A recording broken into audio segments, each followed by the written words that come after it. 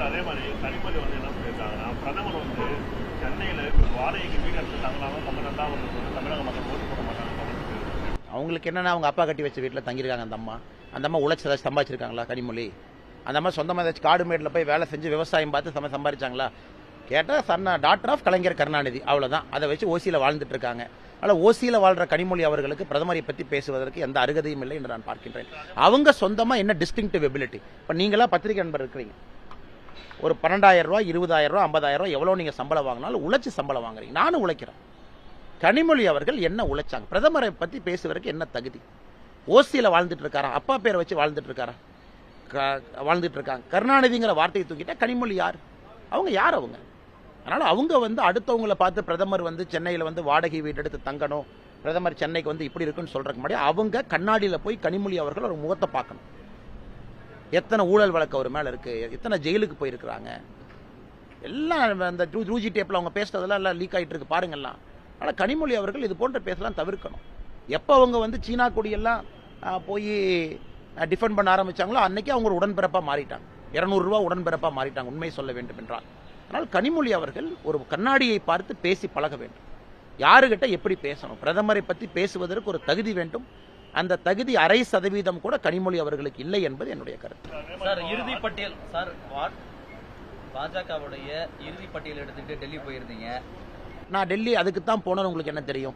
என் வேலையை நீங்க எதுக்கு பாக்குறீங்க? உங்க வேலையை நான் பாக்குறேன்னா என் வேலை என்னை என்ன டெல்லி அதுக்கு தான் போனேன்னு உங்களுக்கு என்ன தெரியும்? நான் பல விஷயத்துக்கு போயிருக்கலாம், கூட்டணிக்கு போயிருக்கலாம், இறுதி பட்டியலுக்கு போயிருக்கலாம், டிஸ்கஷனுக்கு போயிருக்கலாம், வேற விஷயத்துக்கு போயிருக்கலாம், பிரதமருடைய நிகழ்வை பத்தி பேசுறதுக்கு போயிருக்கலாம். அதனால என்னுடைய வேலையை நீங்க செய்றீங்க. ஸோ கண்டிப்பாக எங்களுடைய பட்டியல் வெளியிடும் பொழுது பத்திரிகை நண்பர்களுக்கு சொல்வது எங்களுடைய கடமை. நிச்சயமாக அது சொல்றேன். பிரதமர் மோடி தமிழகம் வரும்போது சாலை சரியான வரவேற்பு தமிழக பாஜக இல்லையே, சாலை வரவேற்பு பிளானே பண்ணலையே, சாலை வரவேற்பு பிளான்லேயே இல்லையே, சாலை வரவேற்பு பிளான்லேயே இல்லை. அதான் என் வேலையை நான் செய்கிறேன், நீங்கள் உங்கள் வேலையை நீங்கள் பாருங்க. மோடிஜிக்கு எப்படி வரவேற்பு கொடுக்கணும்னு எங்களுக்கு தெரியும், மோடிஜி எங்க கூட்டிட்டு வரணும் எங்களுக்கு தெரியும். பத்திரிகை நண்பர் நீங்க கவலைப்படுறீங்க, திமுக கார கவலைப்பட்டு போறான். மீண்டும் மோடி அவர்கள் வராரா சென்னைக்கு பிரச்சாரத்துக்கு? நிறைய வருவாங்கண்ணே, தொடர்ந்து நிறைய நிகழ்வு இருக்கு, நீங்க பாருங்க. குறிப்பாக 12ஆம் தேதி மார்ச்சுக்கு பிறகு இன்னும் நிறைய முறை பிரதமர் அவர்கள் வர இருக்கின்றார். நீங்க பார்க்கத்தான் போறோம். ஐயா, நேற்று டிஜிபி பேட்டியில் 10 லட்சம் மதிப்புள்ள சிசிடிவி கேமராவை ஜாஃபர் சாதிக்கு கொடுத்தாரு, நாங்கள் வாங்கியிருக்கோம்னு சொல்லி ஒப்புதல் வாக்குமூலம் எடுத்திருக்காரு. தாங்கள் கருத்து? டிஜிபி அவர்களை பலிகடா வாக்குவதற்கு திராவிட முன்னேற்ற கழகத்தினுடைய அரசு முடிவு பண்ணியிருக்காங்க. இந்த ஆட்டுக்கெல்லாம் பார்த்தீங்கன்னா தண்ணி தொளிச்சு தலையை துருக்குமாங்க. நம்ம ஊரில் கிராமத்தில் ஆட்டு தலை வெட்டுறதுக்கு முன்னாடி. இன்னைக்கு டிஜி அப்பா அவர்களை பலிகடா கொடுப்பாரு. இன்னைக்கு திமுக சொல்லணும், டிஜிபி எதுக்குன்னே பேசணும். அந்த மனுஷன் ஜாஃபர் சாதிக்கு திமுகவினுடைய அயலக அணியில் இஸ் அ மெம்பர். அயலக அணியில் இருந்து கொண்டே வெளிநாட்டில் இருக்கக்கூடிய தொடர்புகளை ஏற்படுத்தி அதன் மூலமாக போதைப் பொருளை வித்திருக்கான். திமுக கார வாய் திறந்து பேசல, ஏன் டிஜிபி முன்னாடி அனுப்புறாங்க? டிஜிபி என்ன மாதிரிலாம் பேசுறாரு? இல்ல அதோட பொருளுடைய விலை குறைவு, என்சிபி விலை அதிகப்படுத்தல டிஜிபி பேசுற பேச்சானே.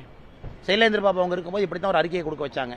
அந்த கோயம்புத்தூர் சூசைட் பாம் பிளாஸ்ட் அது ஒரு சிலிண்டர் பிளாஸ்ட்னு.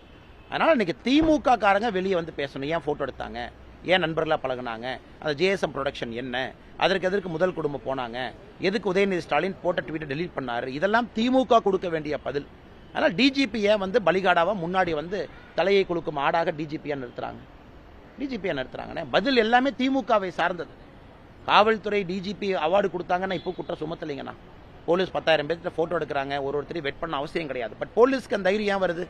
நீ சிஎம்மோட சுத்துற, உதயநிதி ஸ்டாலினோட சுத்துற, உன்னை டிஜிபிக்கு என்ன ஏதோ நல்ல நாட்டு இருக்குப்பா பரவாயில்ல வரட்டுன்னு சொல்லி போட்டோ எடுத்திருப்பான். அதனால் டிஜிபி எக்ஸ்பிளனேஷன் கொடுக்கறத உடனே திமுக இன்னைக்கு உட்காந்து மக்கள் மன்றத்தில் பேசணும், என்ன காரணம் என்று. அப்படித்தான் நாங்கள் பார்க்கின்றோம். ஆனால் இன்னைக்கு நாளைக்கு டிஆர்பி நிறைய கொடுத்துருக்கேன். கனிமொழி அக்கா டிஆர்பி நல்லா இருக்கு, நாளைக்கு ஓட்டுங்கண்ணே. எதுக்குண்ணே? அப்புறம் நாளைக்கு இன்னொரு மேட்டர் பேசுவோம். தேங்க்யூ அண்ணே, பாய். வணக்கம் இந்து சொந்தங்களே. திருநெல்வேலி மாவட்டம் நாங்குநேரி தாலுகா ஆண்டார்குளம் கிராமத்திலேருந்து நாங்கள் பேசுகிறோம்.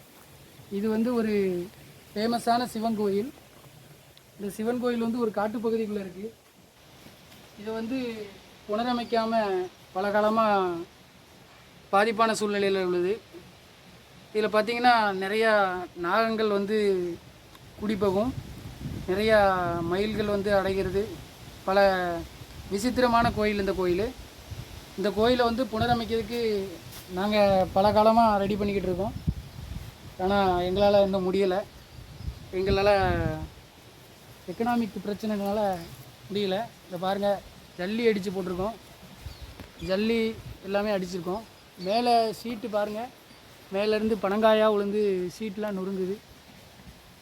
உங்களால் முடிஞ்சது 5 10 50 100 எவ்வளோ இருந்தாலும் சரி, நான் என்னுடைய ஜிபே நம்பர் சொல்கிறேன்.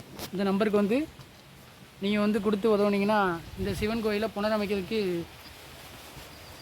ஒரு உதவிகரமாக இருக்கும். என்னுடைய ஜிபே நம்பர் சொல்கிறேன். உங்களால் முடிஞ்சது 5 10 50 100 விருப்பம் உள்ளவங்க உதவி பண்ணுங்கள். 93 85 44 31 06 இந்த நம்பருக்கு உங்களால் முடிஞ்சது இந்த கோயிலை புனரமைக்கிறதுக்காக, ஒரு இறை அருள் பெறுவதற்காக நீங்கள் வந்து உதவி பண்ணிங்கன்னா கொஞ்சம் நல்லாயிருக்கும். நன்றி.